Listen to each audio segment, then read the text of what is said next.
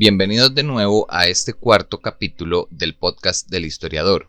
Hoy nos vamos a la zona africana a conocer un poco sobre este tema de los dioses. En los albores de la humanidad, Bast, una diosa orisha, accedió a proteger al guerrero Bashenga a cambio de que la adorara. Juntos instauraron el culto de la Pantera Negra, un linaje de gobernantes heroicos que aún perduraría hoy. En una época antigua y ya perdida para la memoria humana, pueblos nómadas cruzaron África Oriental y durante sus exploraciones entraron en contacto con los originadores, hombres bestias místicos y parientes lejanos de los dioses antiguos. Las tribus de originadores más relevantes eran los Simbi, hombres serpientes semejantes al dios serpiente Set, los Anansi, hombres araña de aspecto feroz, y los Banianos, hombres gorila. Los primeros encuentros entre los originadores y los seres humanos fueron amistosos, pero la competencia por los recursos naturales suscitó tensiones entre ambos grupos, y varias pequeñas disputas desencadenaron una guerra brutal. Parecía que los poderosos originadores saldrían vencedores,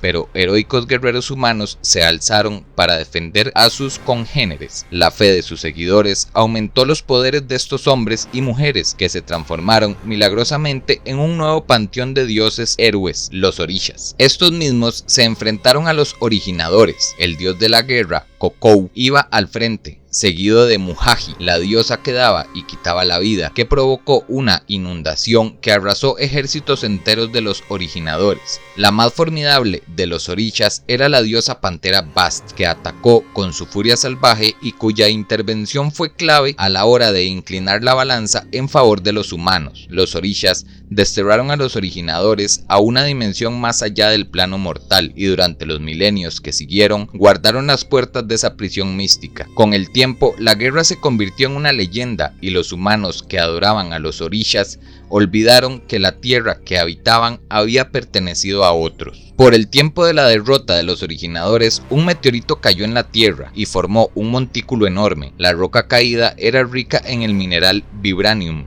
y poseía propiedades extraordinarias. Absorbía la energía cinética y emitía una radiación que transformaba a todos los que se aproximaban demasiado a ella en espantosos espíritus diabólicos. Al frente de su tribu, el visionario Bashenga derrotó a los monstruos y fundó un clan de guerreros dedicado a la protección del gran montículo de vibranium y de las personas inocentes que vivían a su sombra. Bast, impresionada por el valor demostrado por Bashenga y en busca de devotos que custodiaran su legado, le propuso un pacto especial. Bashenga y su tribu recibirían protección divina a cambio de sus oraciones. Bashenga aceptó y, ataviado con la túnica de pantera sagrada en honor a Bast, se convirtió en el primero de un largo linaje de líderes cuya autoridad emanaba de la diosa pantera y de su poder. La creación del culto de Pantera Negra dio lugar por fin a Wakanda, una nación aislada y ferozmente independiente que adoraba a Bast y honraba a todo el panteón de los orishas. Wakanda supo aprovechar el poder del vibranium y desarrolló tecnología avanzada muchos años antes que otros países, lo que solía atraer el interés depredador de aspirantes a colonos. Tras Bashenga, los gobernantes sucesivos vistieron la armadura ceremonial de Pantera Negra para repeler a los invasores o desenmascarar a los espías. Wakanda protegió sus secretos manteniendo un aislamiento absoluto y respetando las tradiciones y las costumbres que habían mantenido a salvo de la injerencia extranjera durante siglos. De hecho, el pasado era una presencia tangible en el presente de Wakanda, porque todos los nuevos líderes se podían comunicar con sus predecesores gracias a la influencia de Bast. Una necrópolis construida cerca del lago Nyanza hacía de nexo con el plano ancestral y permitía que el Pantera Negra actual pudiera comunicarse con los Panteras Negras del pasado. Este fantasmagórico consejo real de ancianos, compuesto por los espíritus de hombres y mujeres de gran sabiduría y experiencia, fue fundamental a la hora de dirigir a Wakanda en muchos momentos difíciles. Recientemente, T'Challa ascendió al trono de Wakanda tras la muerte de su padre T'Chaka, asesinado por Ulysses Claw. El reinado de T'Challa fue tumultuoso desde el primer momento, y el joven monarca, que se hallaba dividido entre su vocación científica y la adoración de su país, profesaba a los orishas. Además, las obligaciones de T'Challa como Pantera Negra y como miembro de los Vengadores lo llevaba a viajar al extranjero a menudo. En consecuencia, parte de Wakanda cuestionaba el compromiso de su monarca con la nación. ¿Se preocupaba T'Challa más por el mundo exterior que por su propio pueblo? Al final, y después de haber sufrido una guerra con el reino de Atlantis y una invasión alienígena, el pueblo de Wakanda exigió un cambio. T'Challa impulsó reformas democráticas para evitar una revolución, inauguró un consejo constitucional y prometió convertir a Wakanda en una monarquía constitucional. Parecía que había llegado a su fin las tribulaciones del país. Sin embargo, muy pronto un terremoto aún mayor hizo temblar los cimientos de la nación y llevó a cuestionar todo lo que los habitantes de Wakanda creían acerca de sí mismos.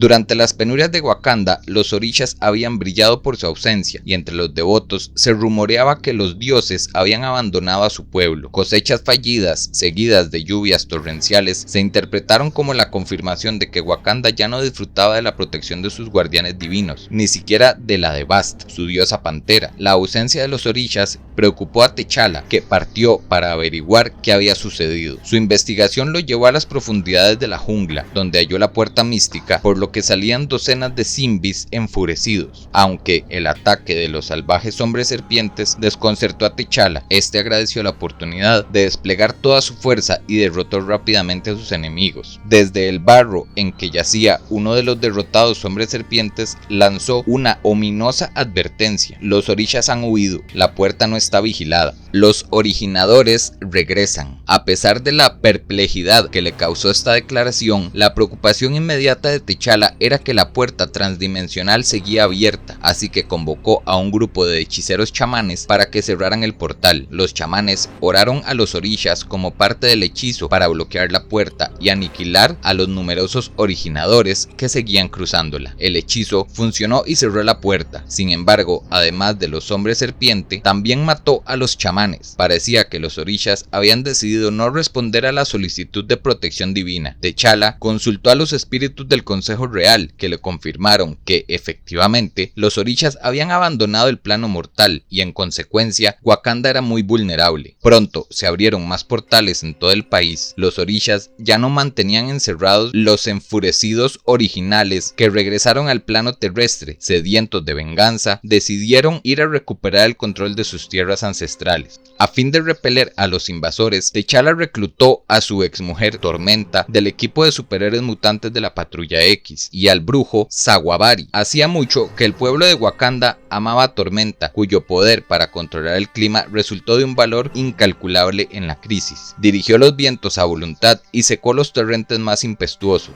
Tormenta aprovechó su popularidad para instar al pueblo de Wakanda a seguir apoyando a su soberano y protector, T'Challa. Aunque los héroes lograron contener a los originadores, fueron incapaces de obtener una victoria decisiva. Además, sus esfuerzos para inspirar al pueblo se vieron entorpecidos por algunos wakandianos que dieron la espalda a los orishas, rechazaron la palabra de Bast y abrazaron las violentas enseñanzas de un misterioso dios nuevo llamado Sefako. T'Challa quería saber más acerca de sus enemigos místicos y viajó a Dialia, el plano astral de la memoria wakandiana, junto a su hermana Shuri. Los hermanos guerreros fueron recibidos por un espíritu que adoptó la forma de la reina madre Ramonda y que, cuando reconoció a T'Challa como un buscador de conocimiento, le reveló la verdad acerca de los originadores y de su ya olvidada guerra con los orishas. La revelación de que sus antepasados habían sido cómplices en la eliminación de toda una raza de sus tierras escandalizó a T'Challa, pero el espíritu de la memoria le dijo que no era un momento de hacer recriminaciones. El pasado era el pasado y lo más importante era el futuro. Por mucho que T'Challa comprendiera la ira de los originadores, las criaturas constituían una grave amenaza para los habitantes actuales de Wakanda. Muchos wakandianos morirían si los originadores seguían causando el caos en el reino. T'Challa volvió al plano mortal con un propósito renovado. Reunió a sus aliados Tormenta, Shuri, Sawabari y al villano reformado Thunderbolt y corrió a enfrentarse al creciente ejército de originadores. Los bandos se enfrentaron en el lecho seco del lago Nyanza. La influencia mística de los originadores había tornado lo que había sido un fértil oasis en un desierto, como lo había sido en la antigüedad. Aunque al principio parecía que los invasores tenían las de ganar, Tormenta desplegó la totalidad de sus poderes mutantes y provocó un diluvio de proporciones épicas.